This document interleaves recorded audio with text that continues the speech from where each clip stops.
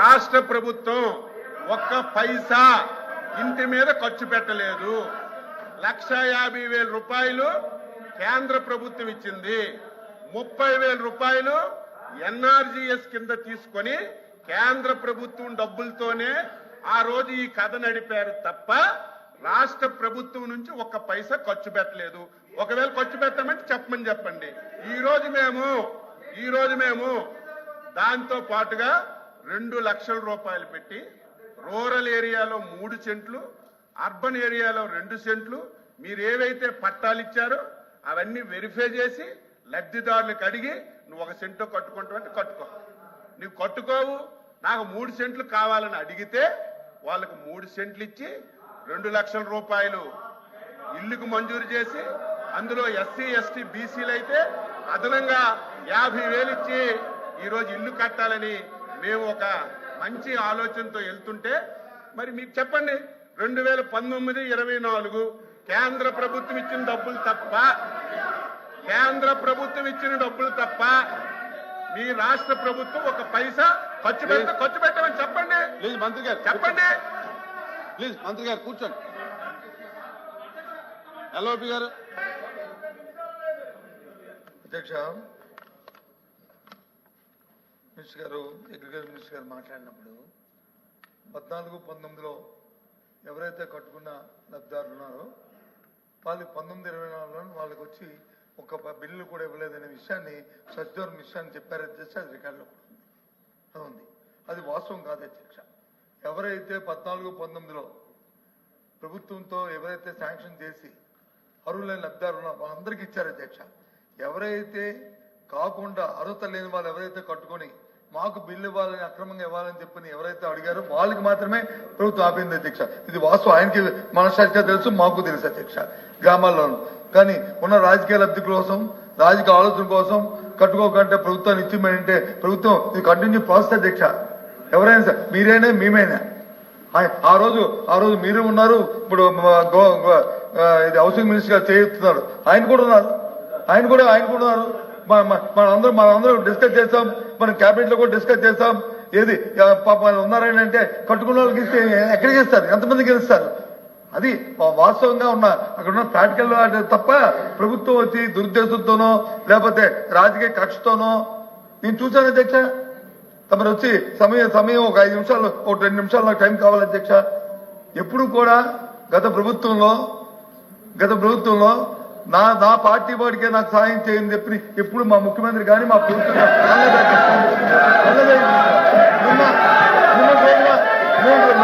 సాక్షాత్తు రాజ్యాంగ పదవి ఉండి ముఖ్యమంత్రి గారు మాటలు తీసుకుంటే సిగ్గుపడాలి అధ్యక్ష.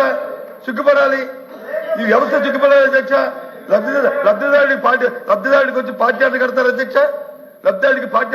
అధ్యక్ష. ఎవరైతే అర్హులున్నారో అర్హులైన వాడికి వచ్చి ప్రతి కార్యక్రమం అందించే ఏర్పాటుని చూడవలసిన బాధ్యత రాజ్యాంగబద్ధంగా ప్రమాణ స్వీకారం చేయవచ్చాం.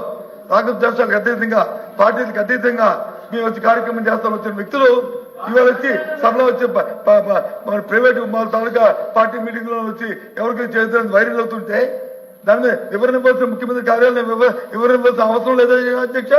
ఆ మంత్రిగారిని రిక్వెస్ట్ చేస్తాం. ఇప్పుడైనా సరే చెప్పండి, ఈ లబ్ధిదారు దగ్గర రాజకీయాలు ఉండకూడదని చెప్పండి. ఎప్పుడో కార్యక్రమం చేయాలి అధ్యక్ష. ఇదేమైనా సొంత ఆస్తి అధ్యక్ష? ఇదేమైనా మన సొంత ఆస్త? ప్రజల పనులతో మనం ప్రభుత్వం నడుపుతున్నాం. ప్రభుత్వాలుగా ప్రభుత్వం నడుపుతున్నాం. ఈ కార్యక్రమం ఏ రకంగా మారుతారు అధ్యక్ష? ముఖ్యమంత్రి గారు ఏ రకంగా మీరు చెప్తారు అధ్యక్ష? మళ్ళీ దానికి వచ్చి ఒత్తాసు పలుకుతూ ఇదే చెప్తున్నారు అధ్యక్ష. మా ప్రభుత్వంలో గత 5 సంవత్సరాల్లో రాగద్వేషాలకు అతీతంగా, పార్టీలకు అతీతంగా ఎవరైతే అర్హులున్నారో లబ్ధాడు ప్రతి అర్హుడైన ప్రతి వారికి సాయం చేశాం అధ్యక్ష. అంతే తప్ప ఆలోచించుకొని ఈ ముఖ్యమంత్రి చెప్పండి ఆ విషయాలు మాట్లాడద్దు. అది ప్రజలు వచ్చి ఏమనుకుంటారు అని చెప్పండి. అది చాలా తప్పు అధ్యక్ష. అచ్చెన్నాయుడు గారు నిన్న అధ్యక్ష 1 మినిట్ అధ్యక్ష 1 మినిట్. అచ్చెన్నాయుడు గారు ఇప్పుడు ఏదో నిన్న ముఖ్యమంత్రి గారు పార్టీ వాళ్ళకి చెయ్యొద్దు అన్నారని చెప్పి ఏదో రాంగ్ ఇంప్రెషన్ పెట్టారు అధ్యక్ష. మళ్ళీ అధ్యక్ష మాట్లాడారు కదా, వినాలి కదా అధ్యక్ష. తెలుగుదేశం పార్టీ అధ్యక్ష 42 సంవత్సరాలు పూర్తయింది. ఈ పార్టీ వినండి, మీరు చెప్పింది వినండి, తర్వాత మీరు మాట్లాడండి. ఈ పార్టీ ఎన్నికల వరకే రాజకీయాలు, ఎన్నికల తరువాత పేదవాడి అభివృద్ధి, రాష్ట్ర అభివృద్ధి ధ్యేయంగా పనిచేస్తున్నాం. మీరు కూడా లాస్ట్ 5 years అధ్యక్ష ఏం చేశారు ఒకసారి సీనియర్ మంత్రిగా బొత్స సత్యబాబు గారు ఒకసారి తెలుసుకోవాలి. మేము కట్టినిళ్ళకి రంగులు వేసుకున్నారు, బిల్డింగ్లకు రంగులు వేసుకున్నారు, అన్ని ఎవరు పార్టీ తరఫున పనిచేశారో ఒకసారి గుర్తు చేసుకోవాలి. మళ్ళీ చెప్తున్నాం, ఈ ప్రభుత్వానికి శాసన మండలి ద్వారా మీ ద్వారా ప్రజలకు తెలియజేస్తున్నాం, ఈ పార్టీకి, ఈ ఎన్డీఏ ప్రభుత్వానికి రంగు లేదు, రుచి లేదు, వాసన లేదు, ధనవంతులు లేడు. ఈ పార్టీకి, ఈ ప్రభుత్వానికి క్రైటీరియా అధ్యక్ష, క్రైటీరియా పేదవాడే క్రైటీరియా, పేదరికమే క్రైటీరియా. రాజకీయ పార్టీలతో సంబంధం లేదు, కులాలతో సంబంధం లేదు, మతాలతో సంబంధం లేదు. అర్హత కలిగిన ప్రతి ఒక్కరికి అన్ని పథకాలు ఇస్తాం. మీరు కూడా అర్హత కలిగిన వారికి ఏవైనా పథకాలు అందకపోతే ప్రభుత్వం దృష్టికి తండి చేస్తాం తప్ప ఏదో చంద్రబాబు నాయుడు గారి మాట. గత 5 సంవత్సరాలు ఊచ కోత ఈ రాష్ట్రంలో జరిగింది. ఎవరికైనా మాట్లాడే స్వేచ్ఛ ఉందా? నవ్వే స్వేచ్ఛ ఉందా? తిరిగే స్వేచ్ఛ ఉందా? ఈ ప్రభుత్వం చేసిన తప్పులు ప్రశ్నించే స్వేచ్ఛ ఉందా? ఈ రోజు మీకు ప్రజాస్వామ్య పాలన వచ్చింది. మీరు అధికారం వచ్చిన 6 రోజుల నుంచి 7 రోజుల నుంచి ప్రజల్లోకి వెళ్తున్నారంటే దట్ ఈజ్ ప్రజాస్వామ్య ప్రభుత్వం ఇది. మీరు 5 సంవత్సరాలు మేము ఏదైనా కార్యక్రమంకి వెళ్తామంటే 5వ గంటకే, ఏకోజామున 5వ గంటకే పోలీసులు వచ్చి గేట్లకు తాళాలి. కారెక్కితే అరెస్టులు, ఎవరైనా మాట్లాడితే కేసులు, ప్రభుత్వాన్ని విమర్శిస్తే తప్పుడు కేసులు ఇట్టి జైల్లో పెట్టడం, ఇంకా మాట్లాడితే ఆస్తులు ధ్వంసం చేయడం. ఇవన్నీ 5 సంవత్సరాలు కళ్ళతో మేము అందరం ఈ రాష్ట్రంలో చూశాం. మేము ఈ రోజు స్వేచ్ఛగా మీరు వెళ్ళండి, ప్రజాస్వామ్యబద్ధంగా మీ పరిపాలన మేము చేస్తున్నామని మీకు స్వేచ్ఛనిచ్చి మాట్లాడిస్తున్నటువంటి ముఖ్యమంత్రి అధ్యక్ష చంద్రబాబు నాయుడు గారు ఈ రోజు మళ్ళీ చెప్తున్నాం, ఈ ప్రభుత్వానికి, ఎన్డీఏ ప్రభుత్వానికి పేదరికమే క్రైటీరియా.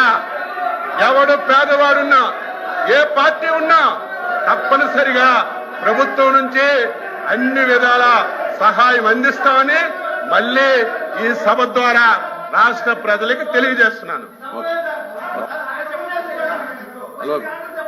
మాధవ్ ఒక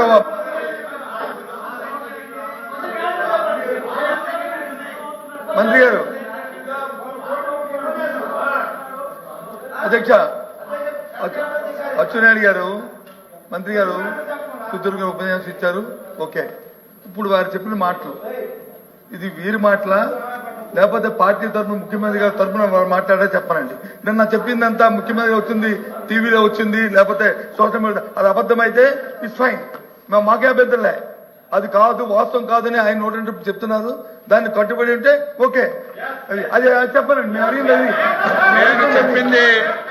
నేను చెప్పింది అచ్చెన్నాయుడుగా కాదు, లేకపోతే తెలుగుదేశం పార్టీది కాదు, ఎన్డీఏ ప్రభుత్వం తరపున చంద్రబాబు నాయుడు గారు నాయకత్వంలో పనిచేస్తున్నటువంటి ప్రభుత్వం తరపున స్పష్టంగా రాష్ట్ర ప్రజలకి తెలియచేస్తున్నాము. ఈ ప్రభుత్వానికి క్రైటీరియా పేదరికమే క్రైటీరియా. ఎవడు పేదవాడున్నా, ఎవడు అర్హత కలిగిన వాళ్ళున్నా, ఆ పథకానికి ఎవరు అర్హత ఉన్నా వాళ్ళకి ఇచ్చే బాధ్యత తీసుకుంటున్నాం, అమలు చేశాం, అమలు చేస్తున్నాం తప్ప మీలాగా మళ్ళీ మీరే కదుపుతున్నారు.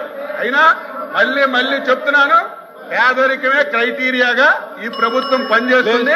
నేను ప్రభుత్వం పక్షాన్ని తెలియజేస్తున్నాను. కూర్చోండి ప్లీజ్. అలాపి గారు కూర్చో.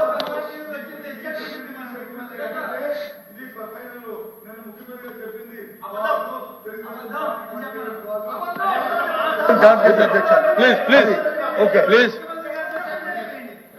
అధ్యక్ష,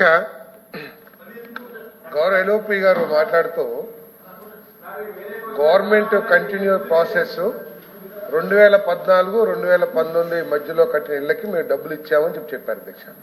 పూర్తి అబద్ధం అధ్యక్ష, పూర్తి అబద్ధం. ఏదైతే అంటే వారికి తెలియదేమో, వారు ఆ శాఖ నిర్వహించలేదప్పుడు. 5 సంవత్సరాల మంత్రిగా ఉన్నారు, తెలిసి ఉండకపోవచ్చు. NTR housing as collective responsibility, మరి దాంట్లో ఎక్కడ రెస్పాన్సిబిలిటీ తప్పినట్టున్నారు అధ్యక్ష. ఎన్టీఆర్ హౌసింగ్ ఏదైతే చంద్రబాబు నాయుడు గారి నాయకత్వంలో 2014-19లో కట్టారో ఆ ఇళ్లకి డబ్బులు ఇవ్వలేదు అధ్యక్ష. ఇస్తానంటే please be on record, I challenge. ఇప్పటికి కూడా 919 కోట్ల రూపాయలు పూర్తి చేసిన ఇళ్లకి ఇవ్వలేదు అధ్యక్ష. ఎన్టీఆర్ హౌసెస్ కి, ఎన్టీఆర్ హౌసింగ్ ఎందుకంటే అధ్యక్ష 2014-19 మధ్యలో 2 స్కీమ్స్ వచ్చినాయి అధ్యక్ష. పూర్తి రాష్ట్ర ప్రభుత్వ నిధులతో చంద్రబాబు నాయుడు గారి నాయకత్వం ప్రభుత్వం ఎన్టీఆర్ హౌసింగ్ నిర్మాణం చేసింది. 2.5 లక్షల రూపాయలు యూనిట్ కాస్ట్ ఎస్సీ ఎస్టీలకి అదనంగా. తర్వాత చివరిలో 2016-17లో ఏదైతే PMAY 1O స్టార్ట్ అయిందో కేవలం కొన్ని ఇళ్లు మాత్రమే కట్టారు అధ్యక్ష. కొన్ని వేలలో అనుకుంటాను, సబ్జెక్టు కరెక్షన్ నా దగ్గర రెడీగా లేదు. ఆ ఇళ్లకి ఇచ్చుంటారేమో, ఎందుకంటే ప్రైమ్ మినిస్టర్ అధ్యక్ష, రాష్ట్ర ప్రభుత్వం నుంచి ₹1 లేదు కదా, కాబట్టి అదే డబ్బులు ఇచ్చుండొచ్చు. కానీ ఎన్టీఆర్ హౌసింగ్ కి మాత్రం ఇవ్వలేదని చెప్పేసి నేను మనవి చేస్తాను అధ్యక్ష. తర్వాత ఎవరో గౌరవ సభ్యులు అడిగారు ఎన్ని కట్టారని చెప్పేసి. పూర్తిగా నా పైసలు రాష్ట్ర ప్రభుత్వ నిధులతో చంద్రబాబు నాయుడు గారి నాయకత్వంలో దాదాపు 4.5 లక్షల ఇళ్లు 2.5 లక్షల రూపాయలు యూనిట్ కాస్ట్ తో ఎస్సీలకి ఎస్టీలకి అదనంగా కట్టించింది గత ప్రభుత్వం అధ్యక్ష. ఈ వైఎస్ఆర్ కాంగ్రెస్ ప్రభుత్వం రాష్ట్ర ప్రభుత్వ నిధులు ఇచ్చింది కేవలం 30,000, అది కూడా రూరల్ హౌసింగ్ కి మాత్రమే ఇచ్చింది అధ్యక్ష. అర్బన్ హౌసింగ్ కి మాత్రమే ఇచ్చింది అధ్యక్ష. చాలా వరకు ఎన్ఆర్ఈ చేసిన వాడుకుని ఇచ్చింది కానీ ఇవ్వలేదు అధ్యక్ష. ఆ నిధులు కూడా 919 కోట్లు ఇప్పటికీ బకాయిలుగా ఉన్నాయి అధ్యక్ష ఎన్టీఆర్ హౌసింగ్. కాబట్టి దయచేసి అంతేకాదు అధ్యక్ష, ఇంకా అన్యాయం ఏంటంటే తెలుసా అంటే ఇల్లు చాలా కాబట్టి చాలా గవర్నమెంట్ బిజినెస్ ఉంది. ఒక్క నిమిషం, హౌసింగ్ గురించి చెప్పారు కాబట్టి ఇంకొక అధ్యక్ష కోపం వద్దు అధ్యక్ష, రాష్ట్ర ప్రజలకు తెలియాలి అధ్యక్ష. మీకు గౌరవం లేదు కాదు అధ్యక్ష, కోపం వద్దు అధ్యక్ష. ఎందుకంటే వారు మీరు మాట్లాడండి, మంత్రులు మాట్లాడేటప్పుడు మెంబర్స్ ఇన్వాల్వ్ అవుతారు ఎందుకు? కాదు అధ్యక్ష, కూర్చో ఏం మాట్లాడతావు అధ్యక్ష? నేను ఎందుకు చెప్తాను అధ్యక్ష? This is no. అధ్యక్ష House is adjourned for 10 minutes.